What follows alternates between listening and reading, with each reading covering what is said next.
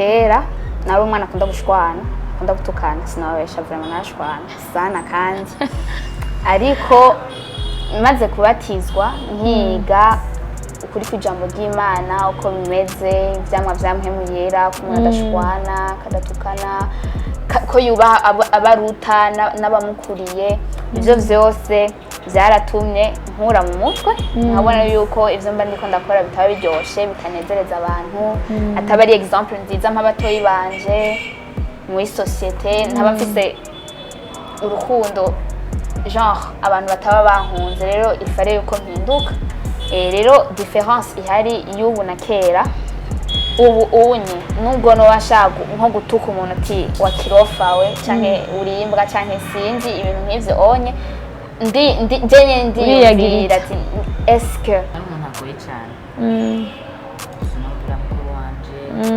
nakwita batanya wanje naragwana nakora amakosa menshi gusa Imana yaramfashije kuyimenya hanze narabatijwe baranyisha gusoma ijambo ry'Imana ndasenga ndasoma ijambo ry'Imana birampuza rituma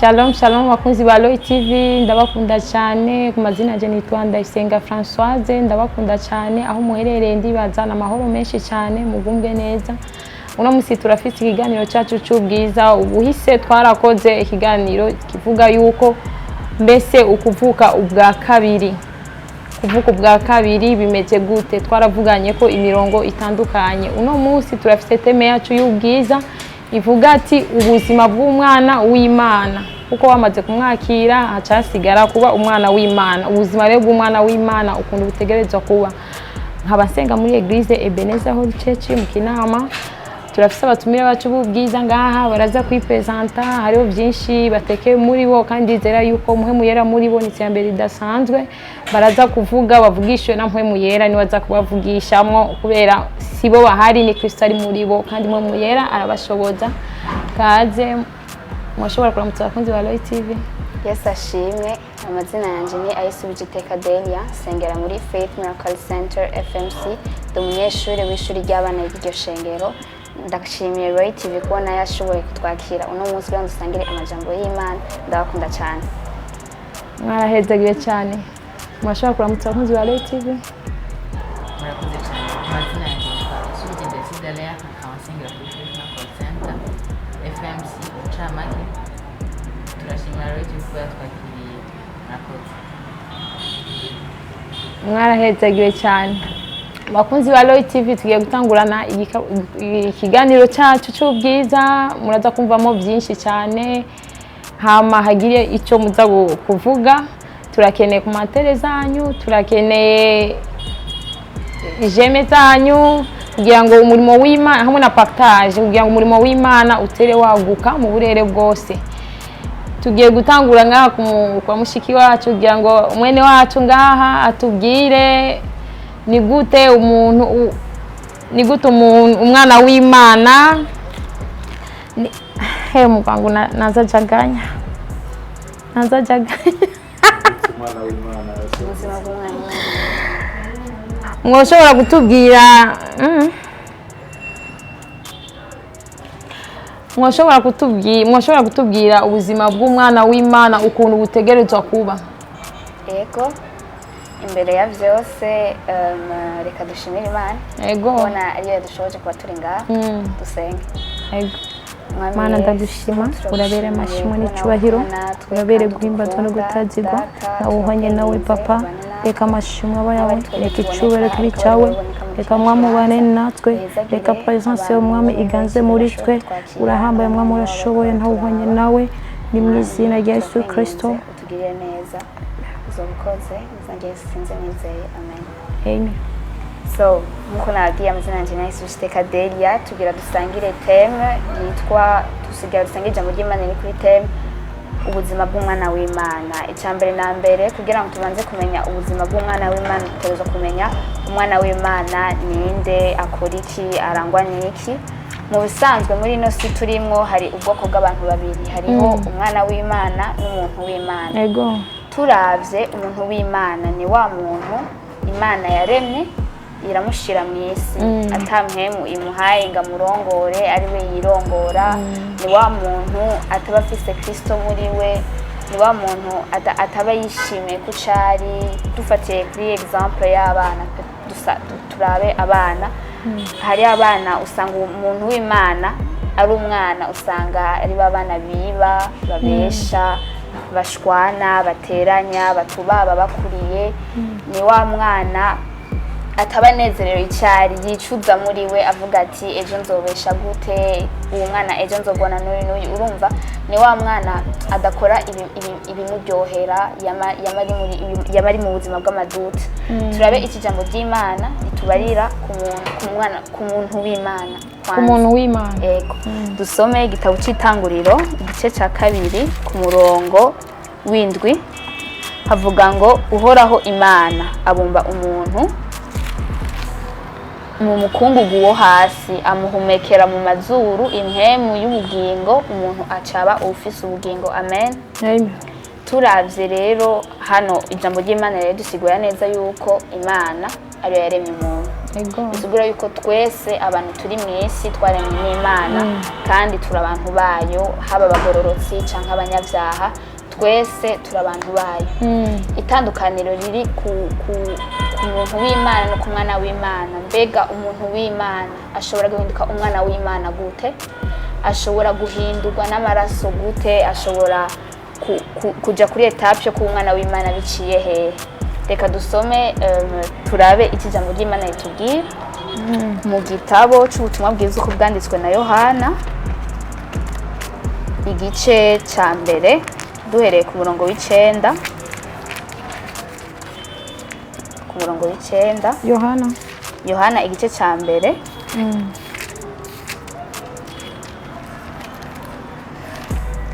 ku murongo w'9 gushika ku 13 havuga ngo umuco w'ukuri wakira umuntu wese. Wari kuraza muri iyi si, yari mu isi kandi iyi si yaremwe nawe, ariko isi ntiyamumenya. Yaje mu vyiwe ariko abiwe ntibamwakiriye. Ngo ariko abamwakiriye bose yabahaye ububasha bwo gucika abana b'Imana, nibo bizeye izina ryiwe. Nibo batavyawe n'amaraso canke no kwifuza k'umubiri canke no kwifuza k'umugabo, ariko bavyawe n'Imana. Amen. Amen. Tugerageje kuraba rero muri verse baratwereka yuko umuco w'ukuri warasiye wakiye abantu bari mu isi, abantu b'Imana, abantu bose, abantu b'Imana. Uwo muco turumva neza ko ari Yesu Kristo. Urumva Imana yaratanze umwana wayo kugira ngo tubere umuco, ariko si abantu bose bashoboye kubona ko uwo muco wari waje kubakira, wari waje kubabera inzira nshasha, wari waje kubabera une vie nouvelle. Urumva turabona neza yuko igihe umuco w'ukuri wakira abantu mu isi, benshi ntibawakiriye, ariko abawakiriye bose yabahaye ububasha bwo kuvyagwa n'Imana, bwo gucika abana b'Imana, nibo bizeye izina ryiwe. Tukaca twumva neza yuko atari abavyawe n'umubiri cyangwa abavyawe n'amaraso, ariko bavyawe n'Imana. Tugerageje kuraba rero umwana w'Imana n'umuntu w'Imana, itandukaniro rihari niko umuntu w'Imana ari wa muntu yaremwe n'Imana, aja mu isi, ari ngaho abakiri mu vyaha, atarabona solution y'ukunge nabaho, atarabona nyene inzira y'ukuri n'ubugingo. Ariko umwana w'Imana ni wa mwana ni wa muntu w'Imana yakiriye umuco, arakira Yesu, aremera kuvuka ubwa kabiri, aragera kuri etape yaho yitwa umwana w'Imana. Arongorwa niki? Ingeso ziwe zerekanwa niki? Umwana w'Imana turumva neza ko aba yaravyawe ubwa kabiri, kaba yaracitse umwana w'Imana. Reka dusome iki jambo ry'Imana ritubwira kuri ico kibazo, twumve ukungene babimeze. dusome igitabo icete Pawulo yandikiye abaroma igice 18 ku murongo wa 14 havuga ngo abarongorwa na mpemu w'Imana bose nibo bana b'Imana kuko mutahawe impemu y'ubuja ngo mwongere gutinya ariko mwahawe impemu yo kubahindura abana b'Imana idutakisha ngo Abba Data. Impemu ubwiwe abwiririkanya n'impemu yacu ari cabona yuko turi abana b'Imana. Amen. Amen. Aha turumva neza yuko umwana w'Imana ntabakicirongora ntabakirongorwa na kamere nka kamere kiwe ariko abageze kuri etape yarongorwa na mpemu w'Imana. Ikiryoshe mu kuba umwana w'Imana uba waronse impemu y'Imana kurongora. Amen. Amen. Rero umwana w'Imana ni ntabakice pfuva zijya ngeso za kera zo kubesha canke zo kugwana zo guteranya zo gushavura zo ntabakirongorwa na kamere mere ababiba ivyamwa vya mpemu yera urukundo akanyamuneza umunezero ubugwaneza namwe muca muvyumva. Rero vy'ukuri jewe ubwanje kuba umwana w'Imana biraryoshe cyane nibusa y'Imana ikura umuntu ikamugeza ubu kuri etape nshitse ko ndanezerwa kubona ndi umwana w'Imana.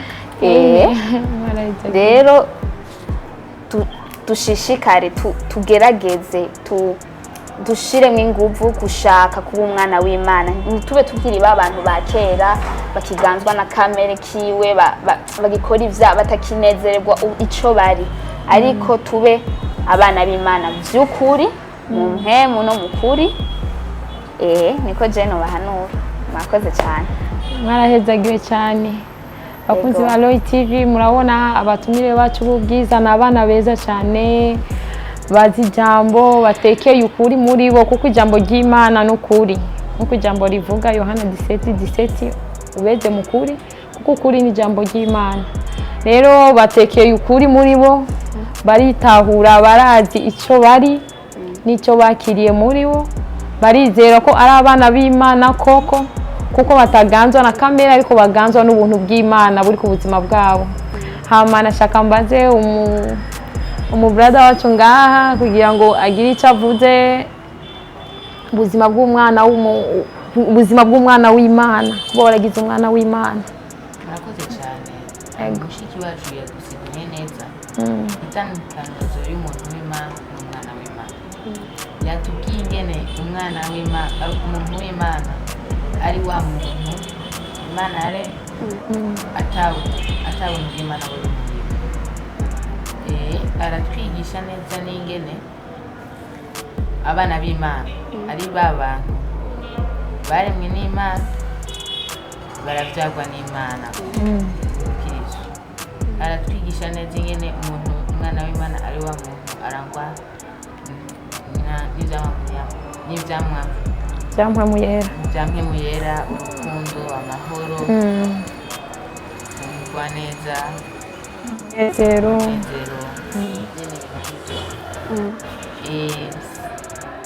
Gusa hari ijambo nashaka dusangira riri reka duseme kushikasha dusomere muri Matayo 7:20.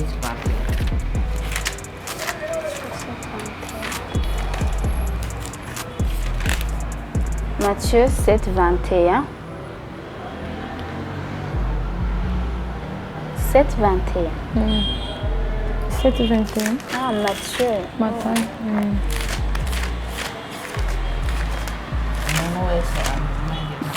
Oh, ok.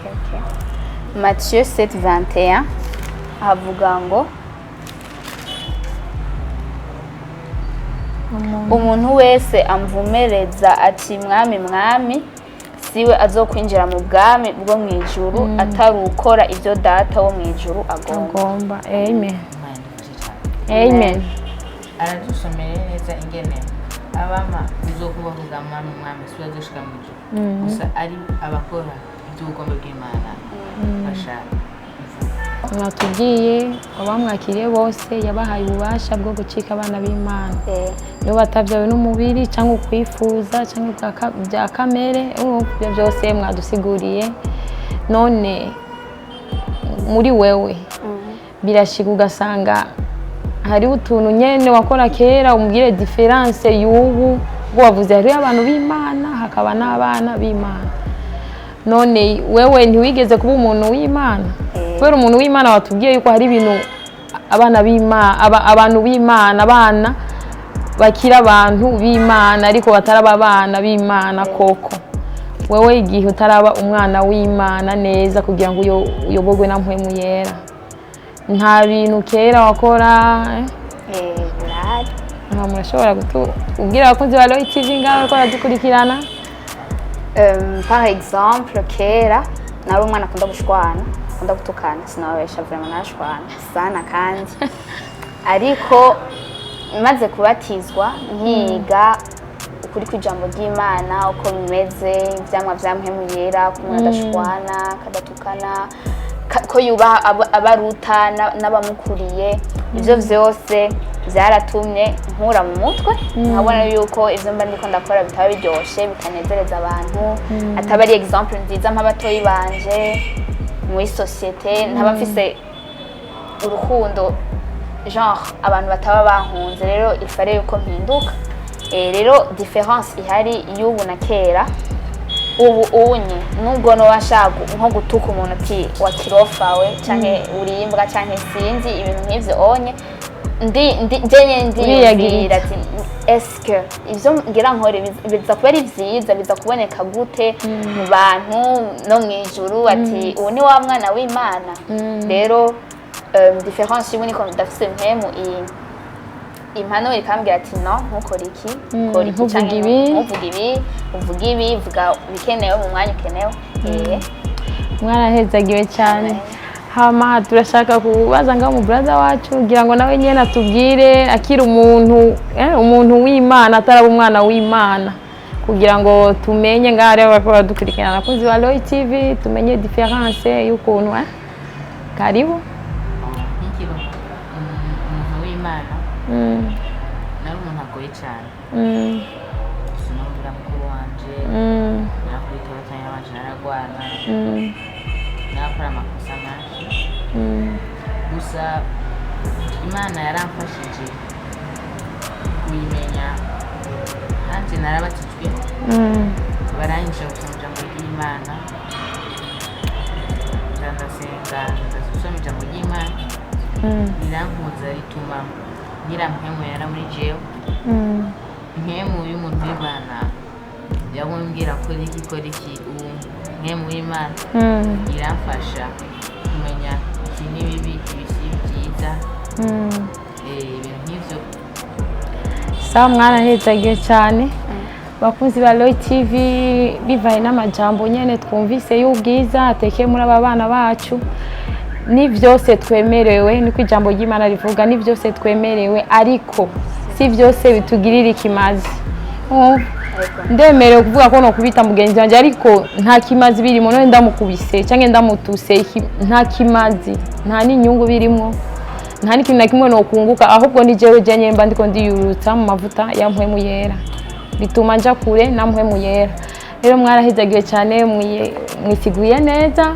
hama ndashaka mugira ko mwoba mutekereye abandi bana ngaho bakora dukurikirana ba Roy TV kugira ngo bamenye nabo nyene ivyo bovamwo niyo boja kugira ngo bitwe nabo nyene abana b'Imana kuko usanga ari abana nyene ari abantu b'Imana bataraba abana b'Imana rero hagira ikintu mwotekerera abana bakora dukurikirana ngaho kugira nabo nyene bakure mu buryo bw'impwemu barongorwe na mpwemu yera nabo nyene kaje jewe ico no bahanura ni ukiri umuntu w'Imana jewe no guhanura yuko bukwegereza Imana ukakira ukuri kw'ijambo ry'Imana kuko ukuri kw'ijambo ry'Imana kuraryoshe kandi ubaye umwana w'Imana biranezereza biratuma ibintu byinshi bihinduka mu buzima bwawe par exemple mu mutaronka amanota meza mu ishuri ariko nubwo woba wiga ukagerageza ugakoresha ingufu zawe ariko ntubone ko ari inzira Yesu ni inzira no kuburi kandi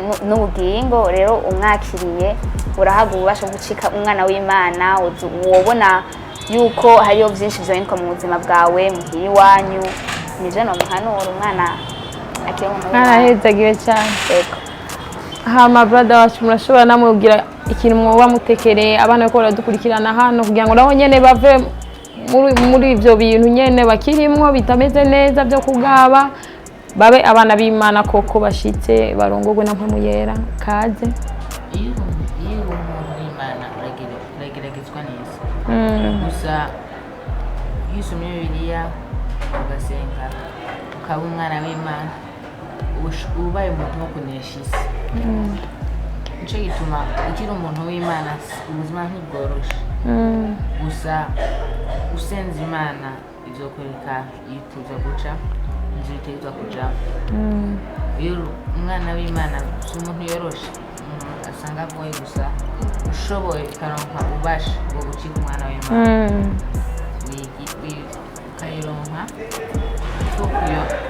kuyisezisa kugira ngo ubuzima bwawe buhinduke nk'uko mushikesha yabivuze. Kuronka amanota meza mu ishuri iyo umuntu w'Imana ntibyoroshe. Gusa iyo ubaye umwana w'Imana ugasenga mbere urayitora kuko Imana ibiri kumwe nawe. Ibidasanzwe biraba. Mwarahezagiwe cyane abakunzi ba Roy TV. Ikiganiro cyacu cy'ubwiza cyari kimeze neza kandi hari ibidasanzwe nyene vyahabaye. Ndaza bariko baradukurikirana ngaho ukiri umwe wese arafite ijambo yacakiye. Twavuze imirongo itandukanye. Hama tugiye kurangiza ikiganiro cyacu. Aho muherereye hose turakeneye yuko mugira amapartage, mugire like, commentaire. Abataraba abone babe abone kugira ngo ijambo ry'Imana rishishikare gukwira hose kugira ngo twamamaze inkuru nziza ya Kristo. Mwarahezagiwe cyane.